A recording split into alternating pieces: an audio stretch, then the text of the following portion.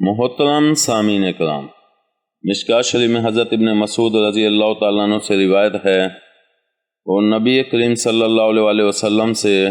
روایت فرماتے ہیں کہ حضور صلی اللہ علیہ وسلم نے ارشاد فرمایا، اللہ تعالیٰ نے تمہارے درمیان تمہارے اخلاق کو اسی طرح تقسیم فرمایا ہے جس طرح تمہارے رزق کو تمہارے درمیان تقسیم کیا ہے۔ اور حقیقت یہ ہے کہ اللہ تعالیٰ دنیا تو اس شخص کو بھی دیتا ہے جس کو وہ دوست رکھتا ہے، جیسے حضرت سلیمان علیہ السلام، حضرت عثمان غنی رضی اللہ تعالیٰ عنہ وغیرہ، اور اس شخص کو بھی دیتا ہے جس کو دوست نہیں رکھتا، جیسے فرعون وغیرہ۔ لیکن دین یعنی اچھے اخلاق کی دولت صرف اسی شخص کو عطا کرتا ہے جس کو وہ دوست رکھتا ہے۔ حاصل یہ کہ اللہ تعالیٰ دنیاوی مال و دولت اور اقتدار تو ہر شخص کو عطا فرما سکتا ہے، خواہ وہ اس کا دوست ہو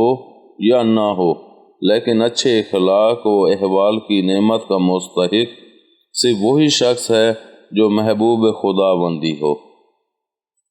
لہذا اللہ تعالیٰ کا کسی شخص کو دین عطا فرمانا اس بات کی علامت ہے کہ اس کو اس نے دوست رکھا ہے۔ قسم ہے اس ذات کی جس کے دست قدرت میں میری جان ہے،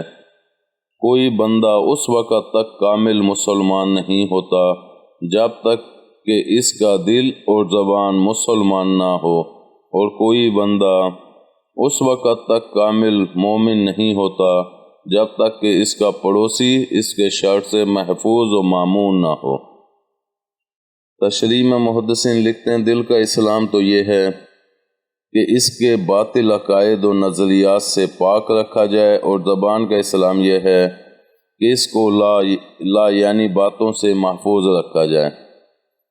لیکن زیادہ صحیح بات یہ ہے کہ دل اور زبان کے مسلمان ہونے سے مراد وہ تصدیق و اقرار ہے جس پر ایمان کی بنیاد ہے،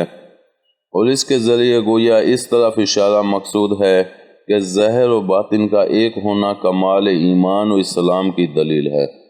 اور چونکہ دل اور زبان ہی ایمان و اسلام کا مدار ہیں، اس لیے خاص طور پر ان دونوں کا ذکر کیا گیا ہے۔